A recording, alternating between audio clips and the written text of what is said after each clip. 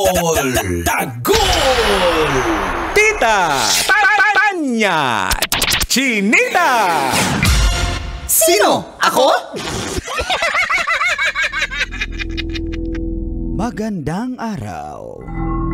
Ayon sa aking pagsisiyasat, ginamitan ko ng mahika, lohika at konsyensya. One man band si, Manggas? Ikaw cameraman din? Ako na lahat. Cable man, Editing, cameraman, video, editor, director, wow, driver, manager, hostess, driver, masahista, security guard, labandera. Wow, ganyan ang gusto kong jowa. Ito ang Siko. In a relationship Sino ka ako? ba ngayon, Manggas? Ang dami mong satsat. Mamaya na, dahil inabangan sa buong mundo ang total solar eclipse. Ito ay ang pagharang ng buwan sa sinag ng araw na nagsasani ng pagdilim kahit may araw pa o tanghaling tapat. Paliwanag pa ng mga astronomer na kung balak mo itong abangan, may panganib na dulot ito kung direkta mong subaybayan ang pagharang ng buwan sa araw.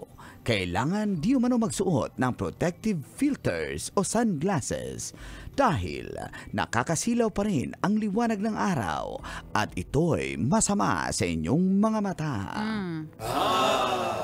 Yun nga lang, ang solar eclipse ay hindi nakita dito sa Pilipinas. Bagkos datapwat. Ito ay dumaan sa North America, kabilang na ang Mexico, United States at Canada. Ang susunod na total solar eclipse sa Pilipinas ay magaganap sa Abril 20 taong 2042. At ito ay makikita sa Legazpi City. 2040. Bilangin mo kung buhay ka pa ba niyan. Masamanda mo matagal mamatay. May nagsasabing may mga pamahiin ang solar eclipse, lalo na sa mga buntis. Bawal daw lumabas dahil mamalasin ng bata o di naman kaya'y maglalabasan din ang mga inkanto at iba pang mga nilalang. Ikaw, naniniwala ka ba sa mga pamahing ito?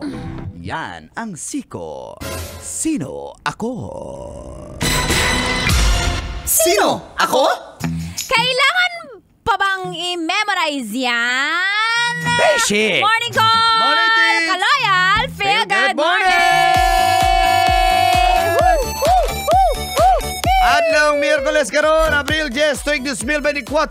Sa oras sa 7:29 ay kasama niyo na ang cool na uncle from Davao, Uncle Dagol! Sa mga angkol, itaas ang kamot sa mga angkol. Kasama rin ang hata-hata dita mula sa Bacoor City, Tanya Chinita. Mestiza na chinita, habang ako'y morenang dalagang Pilipina. Tingnan mo naman ako sa mga mata mo, huwag kang kumaripas ng takbo. Mars Trixie, lumabas ka ba kahapon na solar eclipse? Siyempre, Mars. Anong panahon ginawa namin mo? Yan. Ha? Panahon namin yan. Gumawa ako ng haplas. Panahon na. Aswang. Malakas ang power ko pag may eclipse. Totoo ba? Ikaw ba't naniniwala sa pamahiin? Oo naman. Ano? Some of the pamahiins. Like? Superstitions. Mars, superstition. Superstition? Okay. Super. Radio station. Superstitious. Ayun. Superstitious belief. Superstitions, tama din yun. Pag ito na research ko, tama Wala kayong alam sa English kasi. Superstitions. Oh, a superstition is any belief. Oh, meron din yan. Ako, sa teacher ka talaga lalaban, Mars, ang galing mo talaga. Bye! Umalis na. Anong superstitious belief ang inaano mo? Ako, Pinapaniwalaan mo? ano ba? Hindi ko alam. Unless andyan na. Anong kabataan na alala mo? Anong ginagamit mo para mapanood yung Kodak total film. solar eclipse. Kodak yung negative ng Oo, film, no? negative ng Kodak. Yan, kung naabutan mo pa yung... Ano pa ba yung mga brand Naabutan ng mo pa film? yung film, Ano pa mag-asawa ba ka mga na. film? Film. Ano pa ba mga brand bukod sa Kodak? Yun lang, yun naman sikat. Agfa. Agfa. Oh. Naabutan niyo yung Agfa. Mag-asawa ka na. Ay, may gout ka na pag naabutan mo yung Agfa. Di ba pwedeng ano?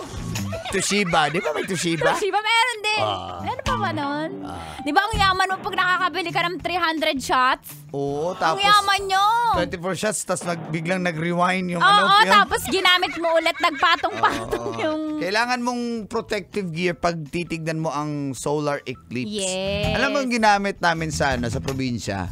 Yung bote, yung basag na bote. Tapos, Nila namin parang sinusunog namin siya, 'di ba? Meron siyang parang iitim yung oo. Anuos okay. tawag sa amin nun eh. Yun yung pinaka... Parang iitim siya. Oo, So, diba? pag ginanon mo siya, hindi mo directly makikita Di ba clear yung bote? Oo. Dahil sa sinunog mo siya, nag-iitim-itim siya, yun na yung magbibigay ng protection sa'yo. Ganun yung mga diskarte namin nung kabataan. Kasi wala. Baka Bihira lang naman pag may mga welding mask, di ba? Yung nagwe-welding. Yun, pwede yun. Dati mayaman ka pag may shades ka eh. Ay, Bat oo. nung 90s, di ba? Pang mayaman lang yun eh. Ngayon, mura na yung shades. May Oo, di mabili ba? 50 pesos. 30 lang. Oo, di ba? Dati, mahal pag... Mahal. Mayaman kayo pag naka-shades ka. Gamit ko, kahit Sunglasses. hindi kayo nagtanong, gumagamit ako ng binoculars. Wow! Anong spelling nun? Kailangan pa ba i-memorize yan? Basic. Telescope na lang kasi. Binoculars. Binoculars. Social yan. Telescope, Pag no? may ganyan ka, mga pang ano lang. Pang mayaman lang Oo, yan. tsaka mga sundalo, may mga Sundalo, ganyan, siguro may tito kang sundalo nung araw, kaya may binoculars. Telescope. Maganda tignan kasi yung hinaharangan na niya. So, kahapon, daming mga Pinoy na nag-post sa social media. Sa TikTok, no? Sa Canada. Yung mga nasa Yes. Canada, talagang pinanood nila na... At saka nag-abang sila doon. Libre pa yung mga protective gears. Sabi nga ng mga nagko-comment ako, sa Pinas may bayad yan. Diba? Sa ibang bansa, nakakatuwa. Nakakatuwa yung pagsalubong kasi it's a rare phenomenon. Every 4 years. Every 4 years Pero ba? hindi nga the same spot. Oo. Kaya nga nung kanina, sinabi ni Mangga sa Pilipinas, sa 2042 pa siya. Buhay ka pa nun, Mang Kanor. At sa Legazpi City. Buhay ka pa nun, Mang Kanor. Oh, syempre. Siyempre naman. Bakit? Diba? Kailangan pa bang i-memorize yan? Basic ang pambabata mo, babae. Uy, ang dami nag-jogging holiday pala. Happy Mang Idil Kanor. Fitr. Mang Kanor, tropa ba kayo ni Lolo Juan Ponce Enrile? Di ba pareho kayong tagal na Mas buhay? matanda pa ako. Doon? Ba't di ka nare-recognize ng Pilipinas? Lucky. Look. Tirada dyan. Lucky lang. Pero naniniwala ka ba? Sabi ng mga matatanda dati na pag may solar eclipse, huwag ka lumabas dahil may engkanto. Tsaka yung mga buntis, bawal lumabas. Hindi ako naniniwala. Pero mas naniniwala kung wag lumabas kasi yung UV radiation siguro. Pero Hindi inabangan nga ka. Sa bagay. Wala naman nangyari. May mga buntis naman lumabas. Wala rin namang nakalabas na engkanto. Oo, So, tama. alam mo na, digital age na kasi. Oo. Nanganak na. Yung buntis! Yung engkanto. Ay, wow. Ako yung tatay. Nang buntis? Hindi, nung engkanto. Ay, nako naman. Kahit engkanto, basta chicks. Grabe ka talaga, Mang Kanor. Ang bad Uy, Mang Kanor! mo. Bakit? Kailan pa i-memorize yan? Basic! Nasa nasa ibabaw ng punso. Yung engkanto? Yung buntis. Nagpunta nga ng nagpa-prenatal check-up sa OB-GYN. Yung buntis? Yung engkanto.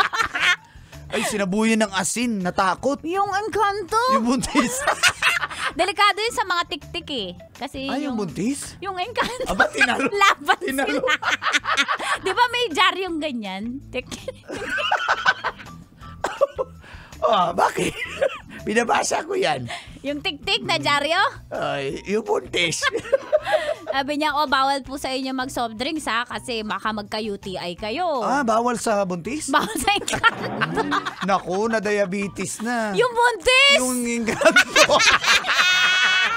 Ang selan niya nga kasi nagsusuka siya. Yung buntis? Yung engkanto. Sabi nila wala daw, ano tawag nito? Yung parang Dao. Dao, yung parang kanal dito. Kanal sa daan ng... Dao, alam mo kung bakit dao? Dao. Daanan ng uhog. Yak. Wala siyang ganyan. Yung engkanto. Yung buntis. Ay, grabe ka. Hindi naman kasi, syempre, nagbuntis siya, tumaba siya. Yung buntis. Yung engkanto. Ay, naku, baka... Sige, paninindigan ko na. Yung buntis! Yung engkanto. Sabi nga baka delikado siya mga anak, kaya isi-CS, cesarean siya. Hala, yung buntis. Yung engkanto. Alam mo, nagalit yung tatay. Pinalayas. Yung buntis? Yung engkanto. Kasi naman hindi alam mo sino ama eh. Nung buntis? Nung engkanto. Ano kaya ang anak niya? Babae o lalaki? Malalaman sa gender reveal! Nung buntis. Nang engkanto. Doon sa balete. Yung engkanto! Yung buntis. Ay, grabe. Ito po, 90 points on Love Radio. Feel good morning! Kailangan pa ba i-memorize yan? Basic!